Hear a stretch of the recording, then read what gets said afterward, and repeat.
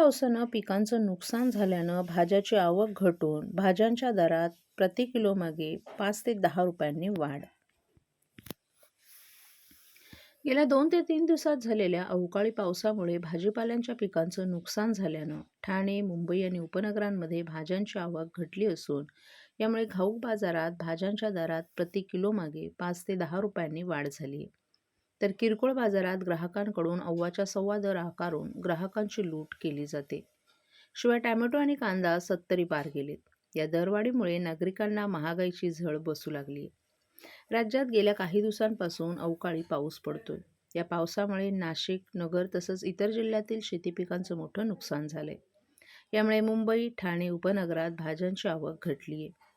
वाशी येथील कृषी उत्पन्न बाजार समितीत 5 ते 10% आवक घटली आहे. 2 दिवसांपूर्वी बाजार समितीत भाज्यांच्या 550 ते 600 गाड्या दाखल झाल्या होत्या. तर मंगळवारी या गाड्यांच्या संख्येत घट झाली असून 450 ते 500 गाड्या दाखल झाल्याची माहिती वाशी कृषी उत्पन्न बाजार समितीतील एका वरिष्ठ अधिकाऱ्यानं दिली आहे. आवक घटल्यामुळे घाऊक आणि किरकोळ बाजारात भाज्यांच्या दरात वाढ झाली आहे. घाऊक बाजारात प्रति किलो मागे 5 ते 10 रुपयांपर्यंत वाढ झाली आहे. घाऊक बाजारात 2 दिवसांपूर्वी 11 रुपये प्रति किलोनं विक्री करण्यात येणारा दुधी भोपळा 17 रुपये प्रति किलोनं विक्री केला जातोय. 32 रुपये प्रति किलोनं विक्री करण्यात येणारी फरसबी 35 रुपये प्रति किलोने विक्री केली जाते. यामध्ये 7 रुपयांची वाढ झाली असून सध्या 25 रुपये प्रति किलोनं कारल्यांची विक्री करण्यात येते. तर 20 रुपये प्रति किलोनं विक्री करण्यात येणारी काकडी ही मध्ये प्रति किलो मागे 7 रुपयांची वाढ झाली असून सध्या 27 रुपये किलोनं काकडीची विक्री करण्यात येत आहे. तर किरकोळ बाजारात ग्राहकांकडून अव्वाच्या सव्वा दर आकारून ग्राहकांची मात्र लूट केली जाते.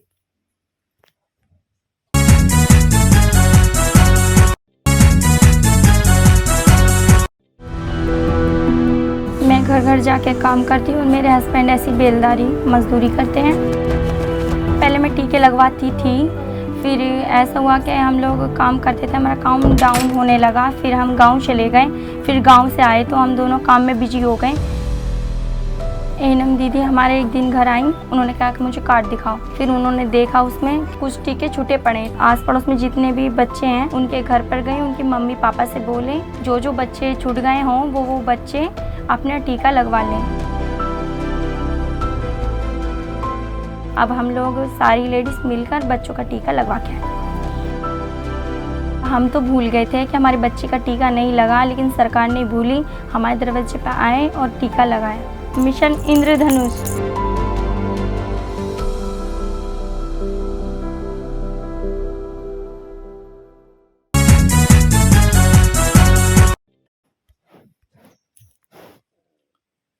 कोपरी पोलीस ठाणे आता हक्काच्या जागेत.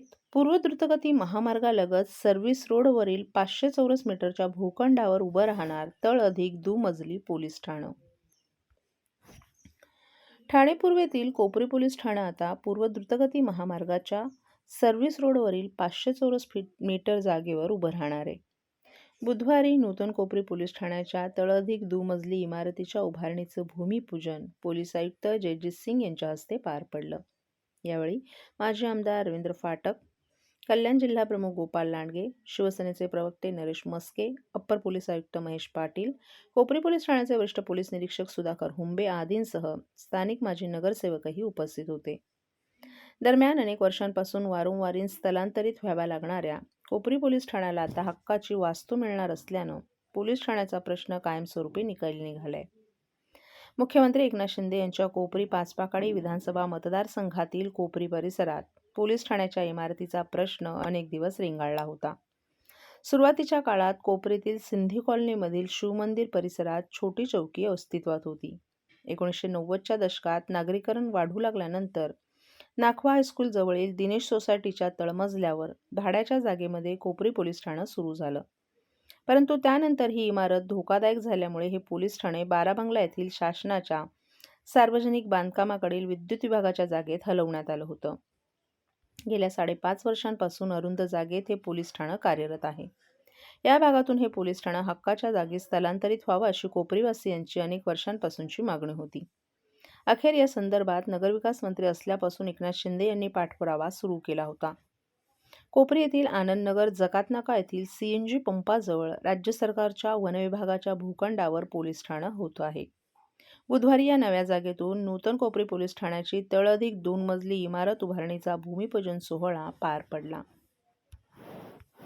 पोलीस ठाणे थोडंसं खालती घेण्याचे आम्ही महाराष्ट्र राज्याचे माननीय मुख्यमंत्री श्री शिंदे साहेब, त्यांचे सहकारीगण, इतर माननीय मंत्रीगण आणि सगळी सरकारी यंत्रणाच्या मनापासून अभिनंदन करतोय की त्यांचे हा नीलेश थोडं खालती घेऊन मागे घेतो आता. पोलीस स्टेशनची नवीन वास्तूंची निर्माण होत आहे. मला कल्पना आहे की ही गोष्ट फार अवघड होती, पण ही संभव झालेली आहे आणि मला ही सुद्धा खात्री आहे की माझे सहकारीगण जे काही इकडे चार्ज होल्ड करतील ते पब्लिकची, आम जनताची सेवा करतील, ही माझी खात्री आहे आणि ही नवीन वास्तूचे निर्माणासाठी माझी शुभेच्छा.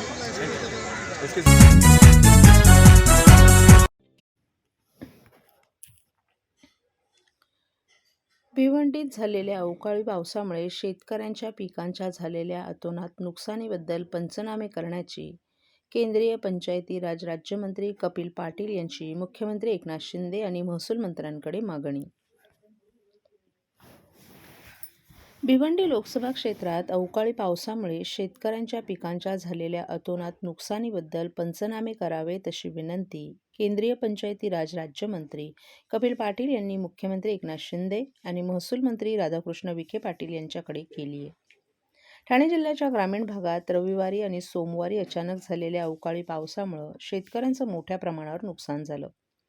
सध्या भिवंडी, ग्रामीण, शहापूर, मुरबाड आणि वाडा तालुक्यात मोठ्या प्रमाणावर भाताच्या मळणीची कामं सुरू आहेत.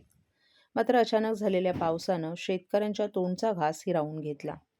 भात पिकाबरोबरच शेतकऱ्यांकडून भाजीपाला उत्पादनही घेतलं जातं, त्यामुळे शेतकऱ्यांचं मोठं नुकसान झाले. या शेतकऱ्यांना दिलासा देण्यासाठी राज्य सरकारनं तातडीनं पंचनामे करण्याचे आदेश देऊन नुकसान भरपाई देण्याबाबत निर्देश द्यावेत, अशी विनंती पाटील यांनी पत्राद्वारे केली आहे.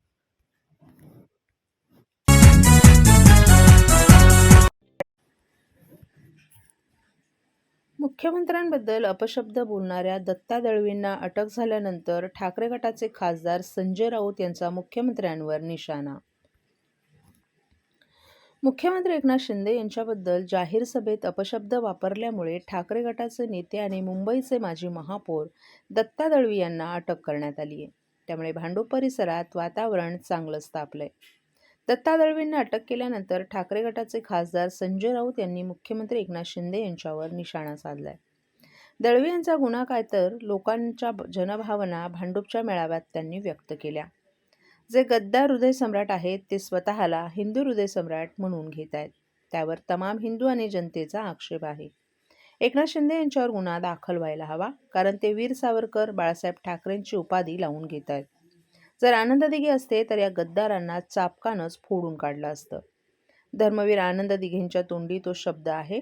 चित्रपटातील हा शब्द सेन्सॉरनं कापला नाही. जर तो आक्षेपार्ह असेल तर चित्रपटाचे निर्माते, कलाकार यांच्यावर गुन्हा दाखल का केला नाही, असा सवाल राऊत यांनी विचारलाय. संजय राऊतांच्या टीकेवर आता शिंदे गटाचे प्रवक्ते नरेश मस्के यांनी देखील प्रत्युत्तर दिले. संजय राऊत हे महाविकास आघाडीच्या पगारावर काम करतात. जसे आपण नोकरीला जातो, कार्ड पंच करतो, तसं ते सकाळी कार्ड पंच करतात. युती शासनाच्या विरोधात बोलण्याकरता त्यांना तिथे पगारावर ठेवण्यात आले. संजय राऊतांनी त्यांची योग्यता तपासणं गरजेचं आहे. ज्यांच्या मतांवर ते खासदार झालेत त्यांनाच ते शिव्या देत आहेत, असा निशाणा नरेश मस्के यांनी राऊतांवर साधलाय. दरम्यान नारायण राणे, अब्दुल सत्तार यांनी सभेत शिवीगाळ केली, त्यांना अटक नाही, गुन्हा नाही. परंतु दत्ता दळवी यांनी लोकभावना व्यक्त केली, त्यांच्यावर गुन्हा दाखल करून त्यांना अटक झाली. शेतकऱ्यांना वाऱ्यावर सोडून गद्दार हृदय सम्राट मुख्यमंत्री आणि उपमुख्यमंत्री हे प्रचाराला बाहेर फिरतायत. त्यावरून लक्ष विचलित करण्याचा हा प्रकार आहे. दत्ता दळवी यांनी केलेल्या विधानाचं आम्ही जाहीर समर्थन करतो. सरकार नालायक असेल तर नालायकच बोलणार. देशात आणीबाणी लागलीये का?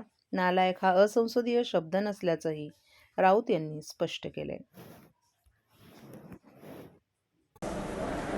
1.5 ते 2 वर्ष झालं बेकायदेशीर सरकार, घटनाबाह्य सरकार अशा पद्धतीने कायम टीका करतायत. हे केवळ सहानुभूती निर्माण करण्याकरता उरलेले सैनिक जे काही शिल्लक सेना आहे ती टिकवण्याकरता अशा पद्धतीची वक्तव्य आहेत. आणि तुम्ही जर बेकायदेशीर सरकार म्हणत असाल तर आपल्या पक्षाचा विरोधी पक्षनेता त्याला राजीनामा द्यायला सांगा. कशाला बंगल्याचा वापर करतोय, कशाला गाडीचा वापर करतोय, आपल्या आमदारांना राजीनामे द्यायला सांगा जे काही उरलेले आहेत ते. बेकायदेशीर सरकारमध्ये आमदार म्हणून का काम करतायत? केवळ येन केन प्रकारे अध्यक्षांवरती दबाव यावा याकरता अशा पद्धतीचे वक्तव्य करतायत. पण अध्यक्ष तुम्हाला घाबरणार नाही आहेत, तुमच्या दबावाला बळी पडणार नाही आहेत. कारण ते सुद्धा एकेकाळी माननीय शिवसेना प्रमुख, हिंदू हृदय सम्राट, शिवसेना प्रमुख बाळासाहेब ठाकरे यांच्या हाताखाली त्यांनीसुद्धा काम केलेलं आहे. त्यामुळे ते घाबरणार नाही आहेत अशा पद्धतीने दबाव आणून. सर, संजय राऊतांनी असं सांगितलं की अवकाळी पावसामुळे नुकसान झालेलं आहे. त्या नुकसानात जे 50% सरकार आहे त्यांनी कुठेतरी शेतकऱ्यांना खोके द्यावे, दिलासा द्यावे असं त्यांनी सांगितलं. संजय राऊत यांना शेतातलं काय कळतं? त्यांना विचारा की शेती म्हणजे काय आहे. संजय राऊतांनी कशाला शेती संदर्भात बोलावं? आणि सरकार त्यांचं काम करणार आहे, सरकार करत आहे. शेतकऱ्यांना खरा दिलासा माननीय मुख्यमंत्री एकनाथ शिंदे साहेब आणि उपमुख्यमंत्री देवेंद्र फडणवीस साहेब आणि अजितदादा पवार हेच देणार आहे खरा न्याय. आणि दिलेला आहे. आपण फक्त पोकळ घोषणा केल्या होत्या, परंतु शेतकऱ्याला लाभ देण्याचं काम माननीय मुख्यमंत्री एकनाथ शिंदे साहेब आणि त्यांच्या सरकारने केलेलं आहे. सर, प्रकाश आंबेडकरांनी असं सांगितलं की 2 ते 3 डिसेंबर च्या आत दंगली घडण्याची शक्यता आहे. त्यांना जर ती काय माहिती असेल तर त्यांच्याकडनंच ती घेतलेली बरी आहे. मला त्या संदर्भात काही माहिती नाही आहे. फार मोठा प्रश्न आहे. आणि प्रकाश आंबेडकर साहेबांनी जे काही वक्तव्य केलं आहे तर त्यांनाच त्या संदर्भात आपण विचारलं तर बरं होईल.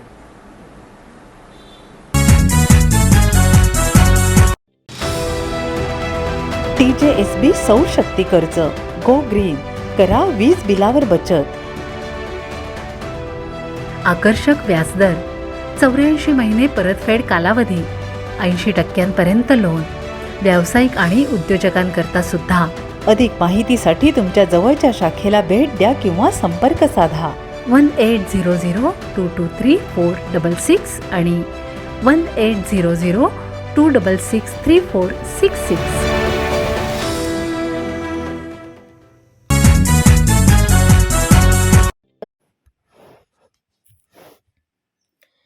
विकसित भारत संकल्प यात्रेचा ठाण्यात शुभारंभ. ठाणे महानगरपालिका क्षेत्रातील विकसित भारत संकल्प यात्रेचा शुभारंभ मंगळवारी सकाळी ॲपलॅब चौक मॉडेला मिल नाका येथील शिबिरात झाला. महापालिका क्षेत्रात एकूण 74 ठिकाणी या उपक्रमाचं आयोजन करण्यात येत आहे. आजचं दुसरं शिबिर साई हॉस्पिटल शिवाजीनगर या भागात संपन्न झालं. PM स्वनिधी या फेरीवाल्यांसाठी असलेल्या कर्ज योजनेत मुंबई महानगर क्षेत्रात ठाण्यानं चांगली कामगिरी केली आहे. तसंच PME बस या योजनेच्या पहिल्या टप्प्यातही ठाणे शहराचा समावेश झाला आहे. त्यातून फेब्रुवारी 2024 100 बसगाड्या उपलब्ध होणार असल्याची माहिती ठाणे महापालिका आयुक्त अभिजित बांगर यांनी दिली आहे. बांगर यांनी या यात्रेचं उद्दिष्ट स्पष्ट केले. पंतप्रधान नरेंद्र मोदी यांच्या संकल्पनेतून या यात्रेचं आयोजन करण्यात आलं आहे. जास्तीत जास्त नागरिकांनी या उपक्रमाची माहिती देणं आणि सर्व पात्र लाभार्थ्यांपर्यंत पोहोचवणं हे यात्रेचं उद्दिष्ट असल्याचंही बांगर यांनी सांगितलं. ठाणे महापालिका क्षेत्रात 74 ठिकाणी ही यात्रा जाईल असंही त्यांनी सांगितलं. स्वच्छ भारत अभियानाचा संदेश पोहोचवणं हाही या यात्रेचा उद्देश आहे. स्वच्छतेच्या बाबत मुख्यमंत्री एकनाथ शिंदे आग्रही आहेत. रस्त्यावरील धूळ, कचरा, डेब्रिज याचा त्यांना पराकोटीचा तिटकारा आहे. त्याबद्दल ते वेळोवेळी निर्देश देतात. या सर्व योजना जास्तीत जास्त लोकांपर्यंत पोहोचवण्यासाठी लोकप्रतिनिधी आणि माध्यमांनी सहकार्य करावं असं आवाहन देखील पालिका आयुक्त बांगर यांनी केले.